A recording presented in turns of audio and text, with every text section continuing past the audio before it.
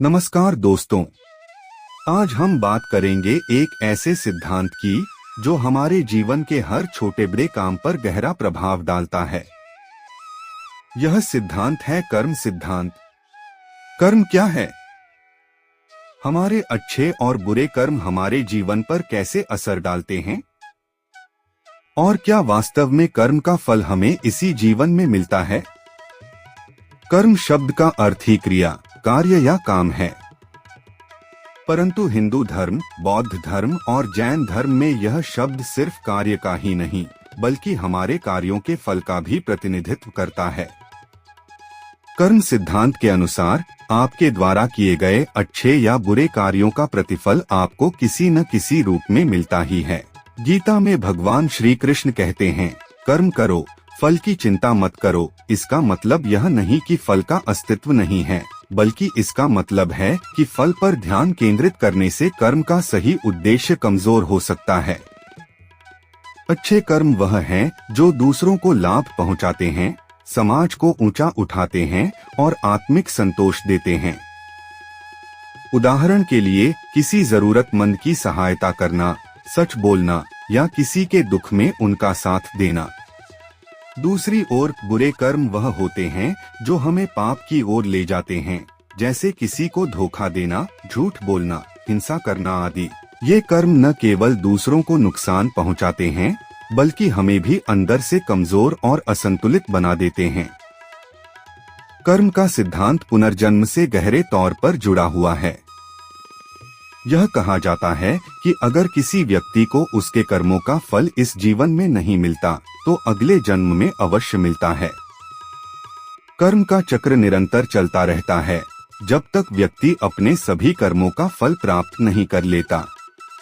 हिंदू मान्यता के अनुसार व्यक्ति के कर्मों का लेखा जोखा भगवान रखते हैं और उस आधार पर व्यक्ति का अगला जन्म निर्धारित होता है।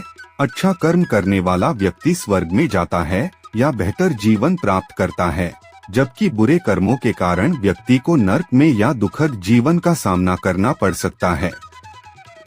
कर्म और भाग्य का भी आपस में गहरा संबंध है। कुछ लोग मानते हैं कि सब कुछ भाग्य में लिखा होता है, जबकि कुछ मानते हैं कि कर्म ही भाग्य बनाता है। कर्म सिद्धांत के अनुसार व्यक्ति अपने कर्मों के आधार पर अपना भाग्य स्वयं बनाता है। कर्म से ही भाग्य तय होता है। अच्छे कर्म व्यक्ति को सही दिशा में ले जाते हैं, जबकि बुरे कर्म व्यक्ति को गलत रास्ते पर धकेल सकते हैं। कर्म 3 प्रकार के होते हैं: संचित कर्म, प्रारब्ध कर्म और क्रियमाण कर्म। संचित कर्म ये वो कर्म हैं जो हमने पिछले जन्मों में किए हैं और जिनका फल हमें इस जीवन में मिल सकता है। प्रारब्ध कर्म ये वे कर्म हैं जिनका फल हमें अभी मिल रहा है। क्रियमाण कर्म ये वे कर्म हैं जो हम इस जीवन में कर रहे हैं और जिनका फल हमें भविष्य में मिलेगा। जीवन के इन तीनों चरणों को समझना अत्यंत महत्वपूर्ण है, क्योंकि यही कर्म के प्रभावों को सही मायनों में समझने का तरीका है। आज के आधुनिक जीवन में भी कर्म सिद्धांत उतना ही प्रासंगिक है जितना प्राचीन काल में था। आज हम जो भी कार्य करते हैं, चाहे वह व्यक्तिगत हो, सामाजिक हो या पेशेवर, उसका प्रभाव कहीं न कहीं हमें और हमारे आसपास के लोगों को प्रभावित करता है। कर्म सिर्फ धर्म या आध्यात्मिकता से जुड़ा विषय नहीं है, बल्कि यह हमारे दैनिक जीवन में एक नैतिकता और अनुशासन का प्रतीक है। कर्म का सिद्धांत हमें सिखाता है कि हमारे कार्यों का प्रभाव अनंत होता है। इसलिए हमें हर कदम सोच समझकर उठाना चाहिए, ताकि हम अपने और दूसरों के जीवन को सकारात्मक दिशा में ले जा सकें।